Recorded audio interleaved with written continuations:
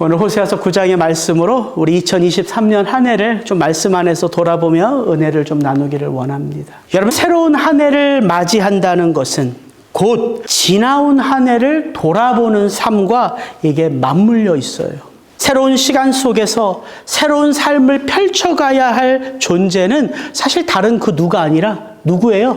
바로 나 자신이기 때문이지요. 요즘 저는 호세아서의 말씀으로 지금의 내 모습, 그리고 지금 우리 교회에 일어나는 일들을 돌아보는 시간들을 갖고 있어요.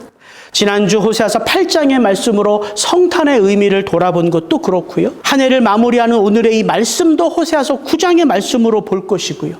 새로운 한 해의 시작도 우리는 변함없이 이 호세아서의 말씀으로 시작할 거예요.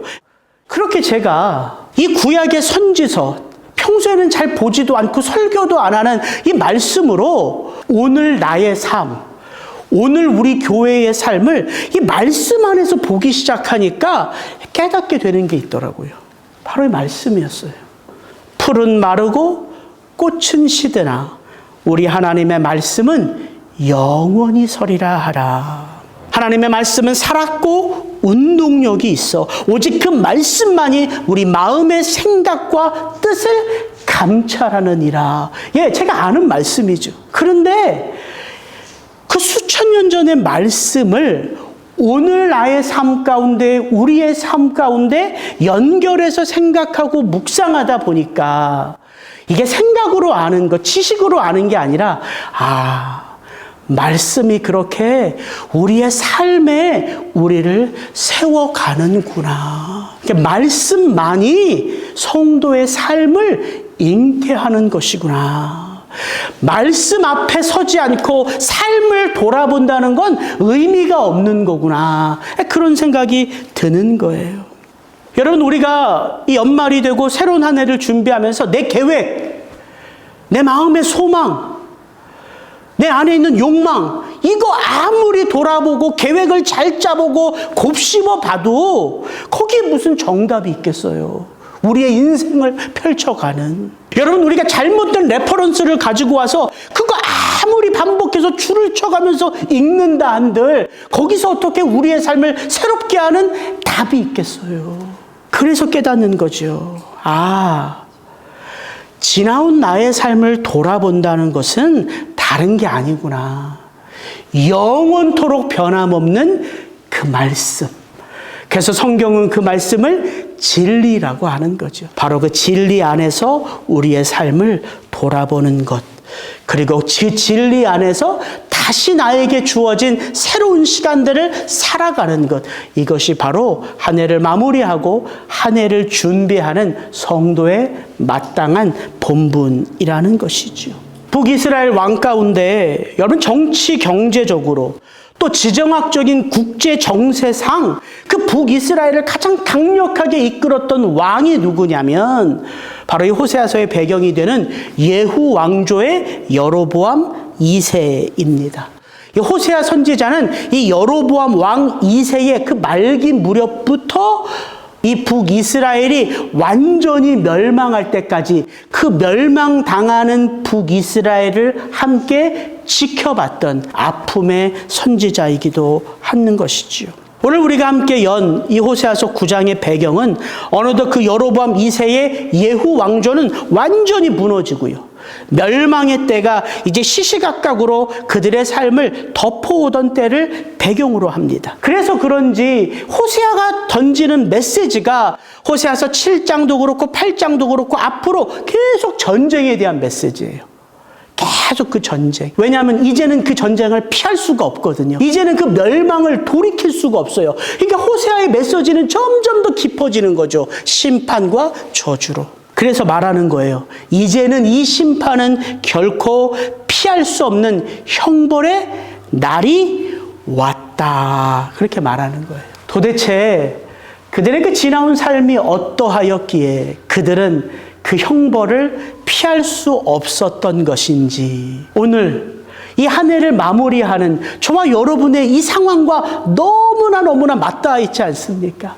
그래서 바로 그들의 그 마지막 때, 그들의 그 패역한 삶을 돌아보며 너희들이 이런 삶을 살았기에 그 심판을 피할 수 없다는 그 호세아의 메시지를 저희는 우리 마음에 담아 이제 새로운 한 해 우리의 삶이 어떻게 바뀌어야 되는지를 한번 말씀 안에서 돌아보자는 것이지요. 오늘 말씀 1절부터 4절 우리 같이 한번 읽습니다. 이스라엘아, 너는 이방 사람처럼 기뻐 뛰놀지 말라. 내가 음행하여 내 하나님을 떠나고 각 타작 마당에서 음행의 값을 좋아하였느니라. 타작 마당이나 술틀이 그들을 기르지 못할 것이며 새 포도주도 떨어질 것이요 그들은 여호와의 땅에 거주하지 못하며 에브라임은 애굽으로 다시 가고 아수르에서 더러운 것을 먹을 것이니라. 그들은 여호와께 포도주를 부어드리지 못하며 여호와께서 기뻐하시는 바도 되지 못할 것이라. 그들의 재물은 애곡하는 자의 떡과 같아서 그것을 먹는 자는 더러워지나니 그들의 떡은 자기의 먹기에만 소용될 뿐이라. 여호와의 집에 드릴 것이 아님이니라. 올 한 해를 정리하면서 우리가 돌아보아야 할 첫 번째 삶의 모습은 바로 이것입니다. 올 한 해 내가 기쁨으로 삼아왔던 것, 내가 그렇게 간절히 바래왔던 것, 그것은 무엇이었나? 그걸 한번 돌아보자는 거예요. 여러분, 호세아서 9장을 여는 이 첫 외침, 이스라엘아, 너는 이방 사람처럼 기뻐 뛰놀지 말라. 이거 가만히 묵상하고 있으면요, 마치 거대한 핵 펀치같이요, 우리 마음을 콩 하고 왔다 쳐박아요. 그렇지. 나의 올 한 해의 삶은 하나님 없이 살아가는 이방 사람처럼 단지 그들이 기뻐하고 단지 그들이 좋아하고 단지 그들이 원하는 것처럼 그렇게 기뻐 뛰놀았던 나의 삶은 아니었는가. 이걸 돌아보게 한다고요. 여러분, 신앙에도요, 격이 있습니다. 품격이 있어요. 내 마음대로 살아가는 자들이 성도가 아니기 때문입니다. 아무리 우리가 세상을 향하여, 우리 서로를 향하여 나는 왕 같은 제사장이야, 나는 하나님의 거룩한 백성이야, 나는 하나님의 택하심을 입은 하나님의 자녀야 외쳐본들, 저와 여러분의 삶이 그 하나님 없이 살아가는 자들처럼, 그들처럼 기뻐하고 그들처럼 소망하고 그들처럼 낙심하고 그들처럼 살아간다면 도대체 하나님을 믿는 성도의 품격은 어디에서, 누구에게서 찾아야 돼요? 우리가 가장 먼저 돌아봐야 할 것은 다른 것이 아닙니다. 과연 나의 삶 가운데 올 한 해 하나님의 자녀다운 삶의 모습이 있었는가 하는 거예요. 그리고 여러분 마음 가운데 조금이라도 찔리는 게 있다면, 여러분, 하나님 앞에 엎드리는 게 신앙인의 삶이에요. 그럼 하나님, 어떻게 사는 것이 참 성도의 삶입니까? 그러면 하나님, 어떻게 살아가는 것이 하나님의 기쁨입니까? 여러분, 진실한 마음으로 물으면 답은 하나님으로부터 임해요.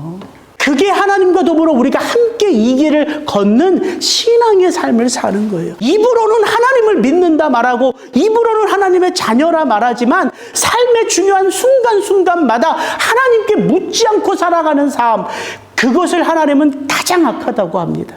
사울과 다윗을 하나님이 비교하시는데, 사울의 죄악은 이거예요. 그가 여호와께 묻지 않았더라.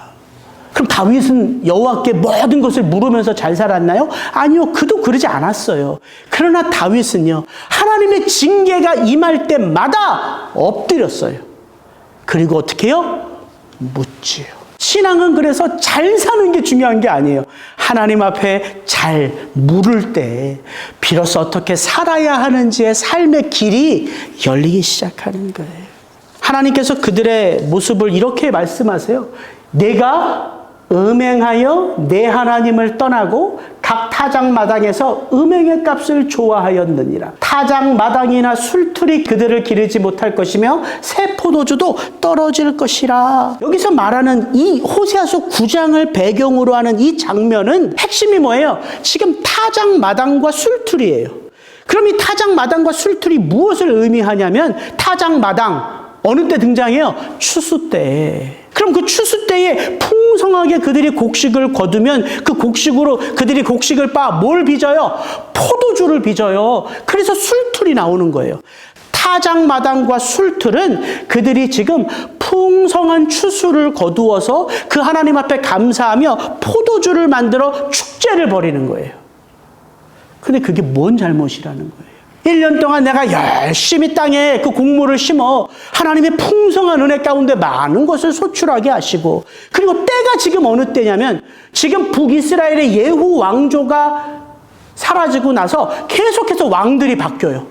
그러니까 정권이 계속 바뀌는 거예요. 피해 정권이 계속 일어나는 거예요. 정치는 불안하죠. 국제 정세는 지금 아수르와 애굽이 서로 이 지정학적으로 이 북이스라엘 땅을 통하여 서로를 견제하면서 계속해서 쳐들어와요. 이런 때란 말이에요, 이런 때. 그러니까 이때에 하나님이 주신 풍성한 추수의 때에 우리 기분 전환으로 축제를 벌이는 거, 그게 뭐가 문제예요? 우울하게 사는 인생 가운데에도 하나님이 주신 은혜로 말미암아 축제를 해야 될 게 우리가 해야 될 바인데, 겉모습으로 보기에는 그렇단 말이에요.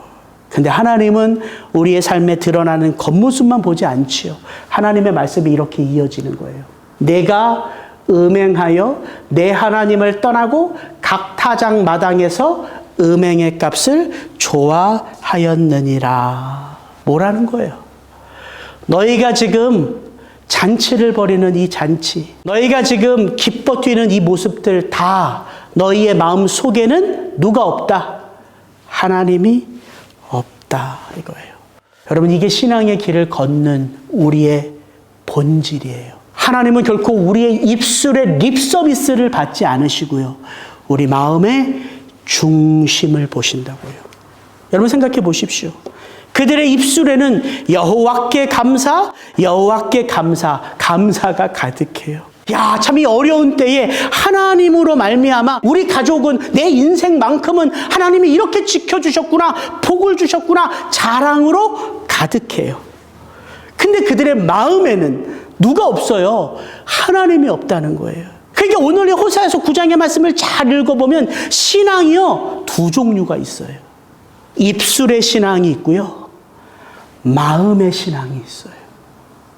말세는 그래요. 사람들이 경건의 모습은 있는데 무엇은 없어요? 경건의 능력은 없어요. 그들이 갖는 신앙이 뭐 때문이에요? 립서비스하는 입술의 신앙이기 때문에 그래요. 여러분, 입술의 신앙은 늘 생각의 신앙으로 머물러 있어요. 여러분, 생각의 신앙이 있고요, 삶의 신앙이 있어요. 입술의 신앙, 생각의 신앙은 결코 그 마음을 바꾸지 못하고요, 그 삶을 바꾸지 못해요. 그래서 하나님이 말씀하시는 거예요. 타작마당이나 술틀이 그들을 기르지 못할 것이다. 아무리 풍성한 추수가 오고 너희가 아무리 좋은 포도주를 만들어 그 포도주로 축제를 벌여도 그것이 너희들의 신앙을 자라게 하는 게 아니다. 왜요? 언젠가는 그 새 포도주가 떨어질 날이 오고요, 풍년이 오면 못 와요. 흉년도 오기 때문이에요. 하나님이 그런 분이시라고요. 축복을 하나가득 안겨주기도 하시지만 그 축복을 싹쓸이 다 거두어 가시는 분도 하나님이시라고요. 그래서 욥이 말하는 거 아닙니까? 주시는 분도 하나님이시오, 거두어 가시는 분도 하나님이실진데 이것들 하나님이 다 거두어 가셨다고 내가 어찌 그 하나님께 예배하지 않을 수 있으랴. 여러분, 이게 욥의 신앙이었다니까요. 그들은 여호와의 땅에 거주하지 못하며 에브라임은 애굽으로 다시 가고 아수르에서 더러운 것을 먹을 것이니라. 그들이 하나님의 백성의 삶을 계속해서 살지 못하면, 즉 그들의 삶 가운데 입술의 신앙, 생각의 신앙만 가득하다면, 그 시간들이 계속 되면 그들은 어느 날 호련히 하나님이 그들을 여호와의 땅에서 어디로 보내신다고요? 애굽으로 다시 보내시고 바벨론과 아수르로 다시 보내신다는 거예요. 그럼 우리가 또 성경을 보면서 이게 저주구나, 저주. 이게 심판이구나. 그렇게 생각하기가 참 쉬워요. 그러나 그 애굽, 그 아수르, 그 바벨론의 포로로 다시 간 것도 신앙이에요. 여러분 한번 생각해 보세요. 이 이스라엘 백성들이 그들의 그 아버지의 아버지의 아버지로부터 들어왔던 그 여호와의 이름, 그게 그들이 애굽에서 430년을 지내오면서 들었던 여호와예요. 그들은 여호와를 체험한 적이 없어요. 근데 그들이 그 애굽의 땅 430년을 지나오며 그 노예의 삶이 깊어지니까, 그들의 삶 가운데 그 절망이 깊어지니까 그들 안에서 어떤 마음이 생겨요? 우리의 조상 아브라함이 믿은 그 하나님은 과연 누구인가? 그 간절한 부르짖음은 어디에서 자라기 시작했어요? 애굽 땅에서예요. 여러분, 그게 430년 애굽의 시간이에요. 그게 바벨론 포로 70년의 시간이란 말이에요. 그 70년의 시간 동안 그들 안에 다시 어떤 마음이 회복돼요? 하나님은 과연 누구신가?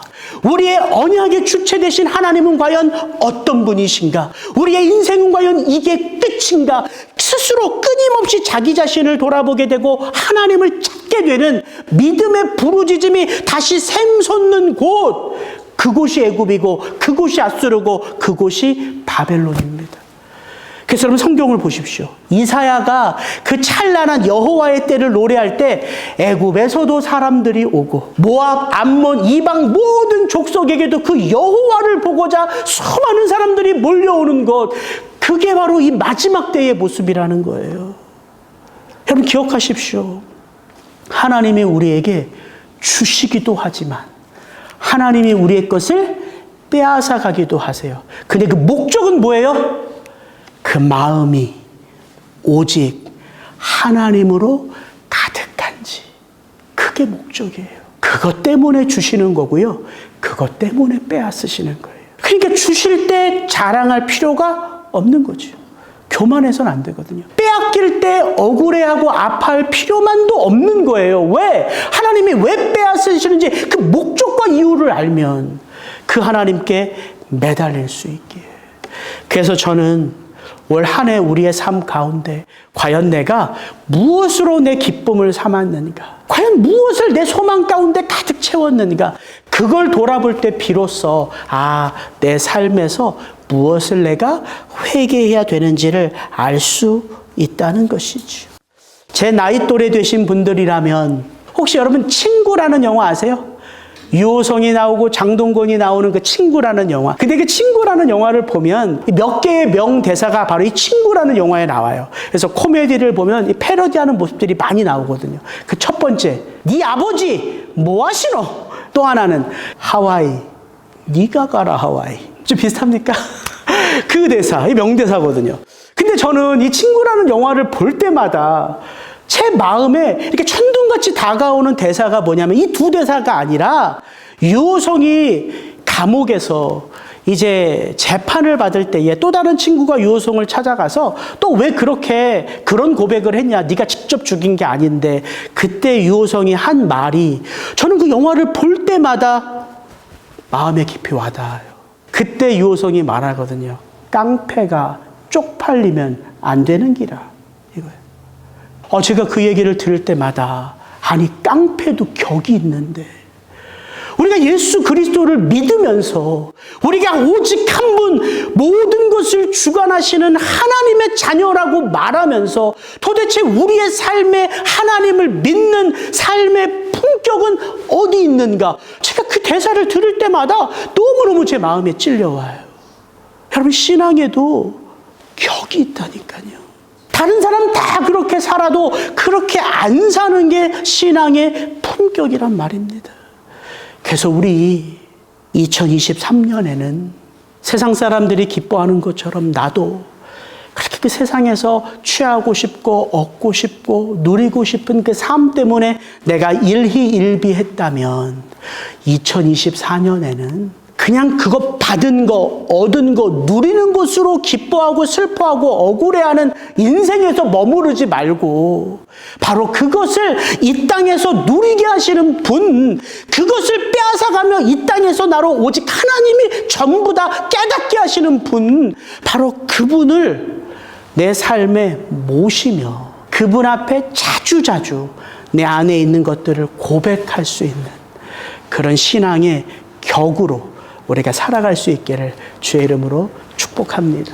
우리 6절부터 8절 말씀 같이 한번 또 또박또박 읽어봅니다. 보라, 그들이 멸망을 피하여 갈지라도 애굽은 그들을 모으고 노분 그들을 장사하리니 그들의 은은 귀한 것이나 찔레가 덮을 것이요 그들의 장막 안에는 가시동굴이 퍼지리라. 형벌의 날이 이르렀고 보응의 날이 온 것을 이스라엘이 알지라. 선지자가 어리석었고 신에 감동하는 자가 미쳤나니 이는 내 죄악이 많고 내 원한이 크민이라. 에브라임은 나의 하나님과 함께한 파수꾼이며 선지자는 모든 길에 친 새 잡는 자의 그물과 같고 그의 하나님의 전에는 원한이 있도다. 우리가 돌아보아야 할 두 번째 삶의 모습은 이것입니다.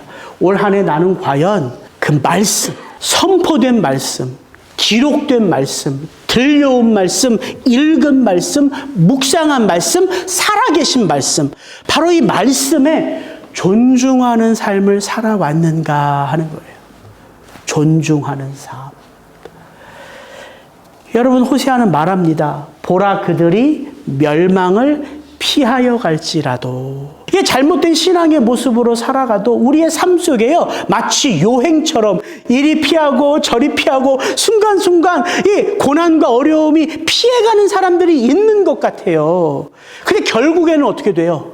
결국에는 세상이요, 그가 하나님의 사람이라면 가만히 있지 않습니다. 그냥 두지 않아요. 요행은 언젠가는 끝이 납니다. 그게 이 말이에요. 피하여 갈지라도 애굽은 그들을 모으고 노분 그들을 장사하리니 그래서 그들의 마음 가운데 그렇게 소중하게 여기는 은은 귀한 것이나 거기에 찔레가 덮을 것이요 그들의 장막 안에는 가시동굴이 피리라. 이게 성도의 삶이에요.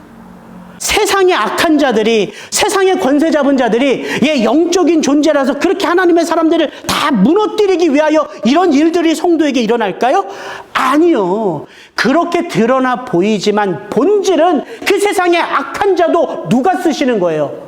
하나님이 쓰시는 거예요. 그러니까 요행으로 피해가는 삶은 성도에게 있다 없다? 결코 없다. 요행은 없다. 그렇게 제가 말씀을 묵상하는데 딱 그 다음에 말씀이 이제 와닿는 거예요, 저한테. 아, 이렇게 이스라엘 백성들이 살았기 때문에 이런 형벌의 날이 온 것이구나. 왜요? 그들이 이렇게 살았어요. 이스라엘아 알지라. 그들이 외치는 거예요. 선지자가 어리석었고 신에 감동하는 자가 미쳤나니. 여러분, 선지자가 미친 자예요? 어리석은 자예요? 하나님의 성령에 감동이 되어 하나님의 말씀을 이 패역한 땅 가운데 전하는 그 선지자들이 잘못된 것입니까? 그렇지 않아요. 하나님이 정확하게 진단해 주세요. 이는 내 죄악이 많고 내 원한이 크민이라. 그리고 다음 8절에 이 한글 번역이 좀 어려운 번역인데 저 번역은 조금 이게 앞뒤가 안 맞아요. 근데 정확한 번역은 이거예요. 에브라임에 있는 하나님과 함께하는 파수꾼, 그가 선지자인데 너희들은 그 선지자를 모든 길에 친 새 잡는 자의 그물로 잡으려고 한다. 왜냐? 너희들이 하나님 앞에 원한이 가득하기 때문에. 이거예요. 이스라엘 백성들의 삶 가운데 하나님의 말씀에 대한 뭐가 없어요? 존중이 없어요. 무엇만 가득해요? 원한만 가득해요. 원한. 하나님을 향하여 원한이 가득해요. 근데 이게 몇 천 년 전 이스라엘 백성들의 모습만이 아니라 여러분, 우리도 하나님을 원망할 때가 있고요. 우리도 하나님이 섭섭할 때가 있어요. 그렇죠? 그건 목사님이나 그러죠. 이런 눈으로 저를 보시는데 솔직히 있잖아요. 언제 하나님이 섭섭하고 언제 하나님이 원망스러워요. 예상치 못한 일들이, 더군다나 내가 원하지 않는 일들이 삶에 계속될 때, 왜 그때가 억울하고 왜 그때가 불편할까요? 아니, 나의 뜻을, 나의 이 간절한 소망을 누가 알아요? 하나님이 아시잖아요. 그걸 우리가 알잖아요. 하나님은 나의 마음의 소원과 소망을 아시는데 어떻게 이런 일들이 내 삶 가운데 일어날 수 있는가? 이게 깊어지고 깊어지면 원망이 되는 거예요. 그래서 어떤 분은요, 그 원망 때문에 신앙의 길을 접어버리는 분도 있어요.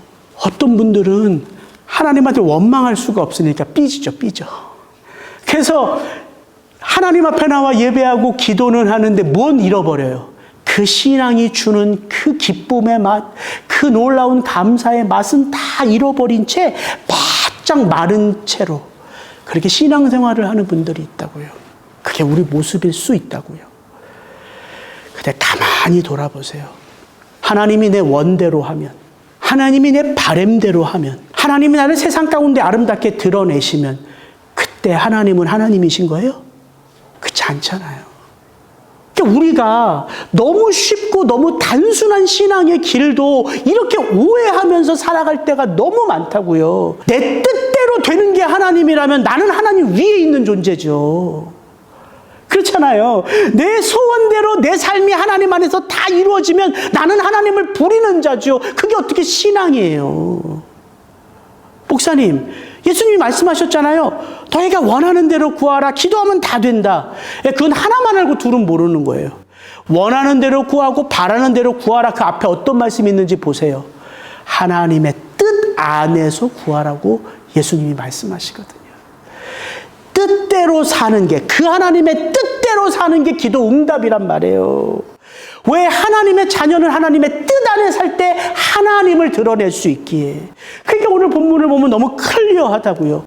이스라엘 백성들이 하나님을 우상처럼 믿는 마음이 가득한 거예요. 그래서 내 뜻대로 안 되니까 뭐가 가득해요? 그 하나님을 향하여 원한이 가득한 거예요. 원망이 가득한 거예요. 그러니까 하나님의 뜻을 전하는 선지자가 그들의 눈에는 미친 자처럼 보이고 정신 나간 자처럼 보이고 잡아서 가두어야 될 자처럼 보이는 거죠. 그렇지 않겠습니까? 호세아가 하나님의 뜻을 외치는데 이스라엘 백성들의 눈에 호세아는 어떻게 보여요? 제정신 아닌 것처럼 보이겠죠. 바로 그게 신앙의 길이에요. 세상 사람들이 우리를 격려하고 세상 사람들이 우리를 응원한다고 해서 우리가 바른 길을 걷고 바른 삶을 살아간다 말할 수 없다고요. 자, 이런 생각이 들었어요. 성도님들이 목사님, 저는 진짜 내 평생 정말 특별한 일 아니고서는 예배를 빠진 적이 없습니다. 귀한 거죠. 목사님, 저는 이렇게 예배의 자리에 앉아서 목사님 설교를 듣고 있잖아요. 이게 귀한 거예요. 그러나 그것들이 증거하는 건 아무것도 없어요. 여러분이 예배에 차를 몰고 와서 이렇게 잘 앉아있는 거, 여러분 기름값만 나가는 일이라니까요. 따지고 보면 이 시간 아무 의미 없이 와서 앉아있으면 여러분 시간만 낭비하는 거라니까요. 그러니까 내가 예배의 처소에 와서 예배하고 있다. 내가 지금 이렇게 예배의 자리에 앉아서 설교를 듣고 있다. 저는 이렇게 목소리를 높이며 설교 준비를 해서 설교를 하고 있다. 이것들이 증거하는 건 아무것도 없어요. 있다면 하나, 종교인이다. 이건 증거할 수 있겠죠. 내가 종교인이다. 내 종교는 기독교다. 나는 그 기독교 교회의 목사다. 이건 말할 수 있겠죠. 그럼 어디 이것 때문에 신앙이 자라간다는 말이 성경에 어디 있냐고요. 신앙은 언제 자라요? 말씀이 들어와 말씀이 우리의 삶을 바꿀 때 자라요. 교회에 와서 신앙 잘하지 않고요. 여러분 이렇게 설교를 듣고 있다고 신앙 잘하지 않고요. 제가 이렇게 열심히 설교하고 있다 신앙 잘하지 않아요. 신앙은 말씀 안에서 자라요. 근데 그 말씀이 머리나 귀가 아니라 우리의 마음에 채워져야지. 우리의 뼛속 깊이 느껴져야지. 비로소 우리는 말씀과 더불어 삶을 시작할 수 있어요. 말씀과 더불어 삶을. 여러분, 그 말씀과 더불어 함께하는 삶에 아픔이 있고 괴로움이 있고 절망이 있고 억울함이 있고 이런 희노애락의 모든 감정이 바로 그 삶에도 그대로 나타나거든요. 그런데 그렇게 나타나는 삶 속에 우리는 비로소 하나님의 간섭하심을 체험하게 돼요.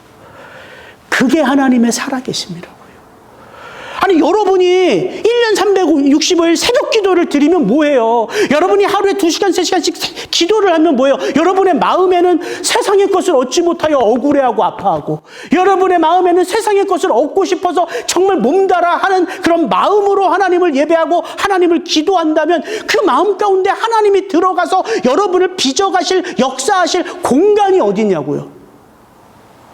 그러니까 신앙은 은혜라고 말하는 거예요. 열심이 아니라니까요. 은혜라니까요. 왜? 은혜는 하나님이 새겨주시고 하나님이 알게 하시고 새롭게 깨닫게 하시는 게 그게 은혜거든요. 그래서 한나의 예배가 제가 경이롭다고 벌써 수십 번 얘기하잖아요. 늘 드리던 제사인데 그날 그 제사 때문에 한나의 마음 가운데 말씀이 들어와 박혔다니까요. 우리가 그런 예배를 사모하는 거예요. 그래서 그런 예배를 기대하는 거예요. 그래서 저는 1월 첫째 주부터 여러분과 2개를 시작하고 싶어요. 여러분 식사하실 때 나눠드릴 거예요. 이거 뭐냐면 우리 릴레이 금식 기도표예요. 기도와 예배가 다가 아니에요. 그러나 기도와 예배를 하나님은 우리 신앙의 점검표라고 말씀하시기 때문에 이 릴레이 기도를 시작하는 거예요. 한 달 하고 또 2달, 3달 계속 할 건데 이 한 달 여러분 자원하는 마음으로 여기 쓰시면 돼요. 근데 그냥 기도하는 게 아니라 여러분 그 한 끼를 금식하며 시편과 더불어 금식을 하는 거예요. 시편. 여러분 시편 1편부터 150편을 읽어보면요. 왜 기도해야 하는지, 무엇을 놓고 기도해야 하는지, 어떤 마음으로 기도하는지가 구구절절히 채워진 게 시편이에요. 그래서 시편을 여러분 10분을 읽으면 하나님이 마음을 주세요. 내가 무엇을 놓고 기도해야 될지, 교회를 위하여, 성도들을 위하여 어떻게 기도해야 될지 그거 가지고 기도하는 거예요. 또 하나는 여러분 이게 말씀표예요. 이거 벌써 나눠진 지 5년째예요. 이거 나 모으고 있다. 없어요? 이거 모으고 계신 분이? 저는 이렇게 4장을 모았어요. 자랑하는 게 아니에요. 내가 여기에 온 마음을 쏟으면요, 이거 버릴 수 없습니다. 버릴 수 없어요. 근데 제가 이 4장을 모으면서 제가 이렇게 4장을 이렇게 보면서 제가 한 번은 그냥 눈물이 나더라고요. 왜 눈물이 나냐면, 나는 지금 불과 4살짜리밖에 안 되는구나. 4살짜리가 뭘 알겠어요.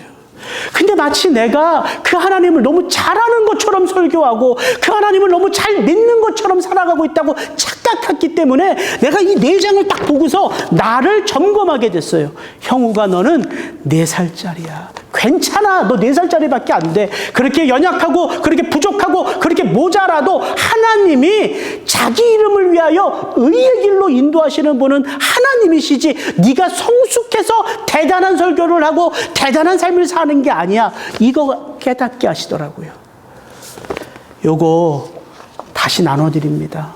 이건 제가 한 분 한 분 제가 전해주고 싶더라고요. 왜? 목사님이 이렇게 소중한 거 여기는 것을 여러분 알 때 여러분도 좀 소중하게 여기시라고. 집에 가져가서 어디 뒀는지도 잊어먹어서 또 이거 달라고 하지 마세요. 이거 다 돈 주고 프린트하는 거예요. 집에서 이거 프린트 안 돼요. 돈 주고 해야 돼. 자, 이렇게까지 강조합니다. 억지로 하라는 게 아니에요. 그게 하나님의 말씀을 존중하는 것이기 때문에 그래요. 여러분, 존중, 경외, 이거 옛날 어거든요. 옛날 언어. 그래서 이게 참 와닿지가 않아요. 하나님을 존중하는 게 뭐지? 하나님을 경외하는 게 뭐지? 너무 쉬워요. 사랑하는 거예요. 딱 제가 그 생각이 들었어.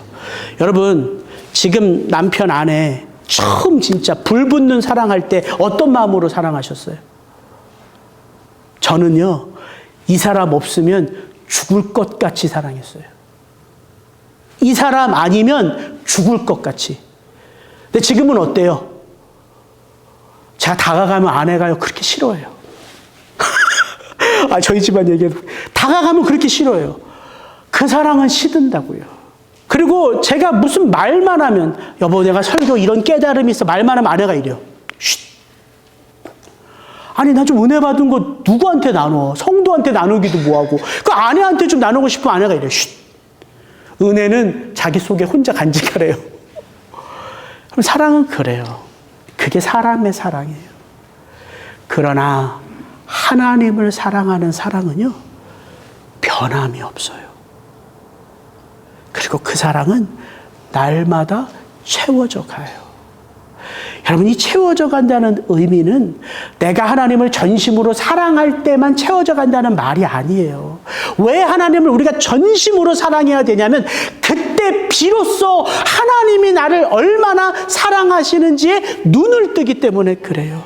오직하면 바울이 그런 기도를 했습니까? 내가 너희들을 축복하노니 하나님의 그 사랑이 얼마나 높고 얼마나 깊고 얼마나 넓고 얼마나 풍성한지를 너희가 성령 안에서 알기를 원하노라. 어떻게 할 때 그 사랑을 아냐고요? 그 하나님 앞에 내 삶을 열 때, 그 하나님을 향하여 내 삶을 돌릴 때, 그게 요셉 아니었습니까? 코람데요.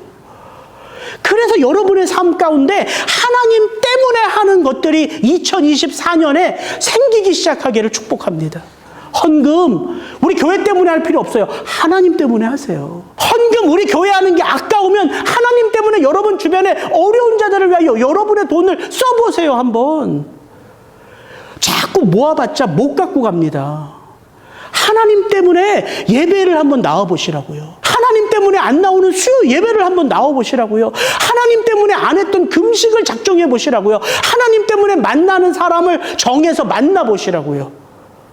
여러분의 인생 가운데 모든 것들이 하나님을 초점으로 할 때 비로소 하나님이 이렇게 나의 삶 가운데 지금 간섭하고 계시는구나, 이걸 알 수 있다고요. 단 하나의 삶도 하나님 앞에 드리지 않으면서 그 하나님의 풍성한 사랑을 내가 받기를 원하고 누리기를 원하고 깨닫기를 원한다면 세상 사람보다 더한 분들이에요. 저도 마찬가지고요. 우리 2024년 그 신앙의 품격을 우리 마음에 새기자고요. 그러므로 돌아봐야 할 세 번째 삶의 모습은, 신앙은 결국 뭐예요? 무엇인가를 반복하며 그 무엇인가를 닮아가는 게 신앙이란 말이에요. 오늘 말씀 여러분 호세아서 9장을 보세요. 하나님이 자꾸 옛날 얘기하세요. 옛날 얘기를 하세요. 심판의 날이 눈앞에 왔다라고 선포하시는 하나님이, 야, 옛날 기브아 시대 그 패역한 거 너희들 알지? 옛날 광야 시대에 내가 너희들의 조상을 만날 때 내 마음이 얼마나 기뻤는지 알지? 그런 너희들이 시딤에서 바알 숭배한 거 알지? 그런 너희들이 길갈에서 내 앞에 패역한 거 알지? 아니, 하나님이 자꾸 옛날 이야기를 하세요. 그래서 호세아서 9장을 이렇게 보면서, 아니, 여태까지는 하나님이 그런 말씀 잘 안 하셨는데 왜 갑자기 호세아서 9장에서 옛날 이야기를 하실까? 가만히 그들의 삶을 보니까요, 하나님은 뭐 하기 좋아하시냐면요, 하나님이 하신 것에 이정표를 쌓아가는 걸 좋아하세요. 이정표. 하나님 홍해를 건너고 모세와 미리암을 통해서 노래를 불러 찬송하게 하셨어요. 하나님이 그 약속의 땅 가나안에 들어갈 때 요단강을 건널 때에 길갈의 그 요단강 바닥에서 12돌을 취하여 기념비를 세우셨어요. 하나님이 그 광야를 지나갈 때 높이 장대에 놋뱀을 달아서 보게 하셨어요. 하나님이 그 광야를 걸어갈 때 그들과 함께 성막, 집을 만들어서 거기 안에 거하셨어요. 그 모든 게 뭐냐면 우리의 연약함을 아세요. 그래서 하나님이 우리가 무엇을 만드는 건 우상, 우리가 만드는 건 우상. 왜? 내 욕망이 투영되기에. 그래서 하나님이 만들어 주셨다니까요. 이정표들을 노래, 기념비, 성막, 그리고 결국에는 무엇? 십자가. 십자가. 우리가 얼마나 연약한지를 아니까 그걸 우리 눈앞에 보여주시면서 따라와, 쫓아와. 그게 신앙의 길이야. 그게 나를 존중하는 삶이야. 여러분, 신앙은 그런 거거든요. 여러분, 마약 반복해서 하면 중독자가 돼요. 악한 거 한 번, 두 번은 실수지만 그걸 반복해서 하면 악행이 돼요. 신앙이 그런 거구나. 좋은 것을 반복하면 하나님의 사람이 되는구나. 여러분, 본문에 보십시오. 그들이 바알볼에 가서 부끄러운 우상에게 몸을 들임으로 저희가 무엇같이 됐는지 잘 보세요. 사랑하는 우상같이 가증하여 줬도다. 여러분, 이게 인생이에요. 우리는요, 사랑하는 것을 닮아가게 되어 있어요. 그래서 부부가 닮아가는 거예요. 왜? 같은 것을 보고 웃고 기뻐하고 같은 것 때문에 슬퍼하고 우리의 안면 근육이 그래서 이렇게 같이 자라가는 거예요. 그러니까 무엇을 사랑하고 무엇을 반복하느냐가 우리의 인생을 결정하는 것이지요. 여러분, 우상을 사랑하고 우상을 따라 반복하면 결국 우상같이 되는 거예요. 그래서 여러분의 2024년 늘 하던 그런 것들이요, 여러분 안에 하나님이 중심이 되어 그 삶을 여는 거예요. 예배, 기도, 금식, 봉사, 섬김, 직장일, 그 모든 것들이 오직 하나님의 말미암아 내 삶 가운데 시작되었음을 붙들 때 우리는 그리스도의 형상으로 닮아가기 시작하는 거예요. 그 축복이 저와 여러분 안에 있기를 주의 이름으로 축복합니다.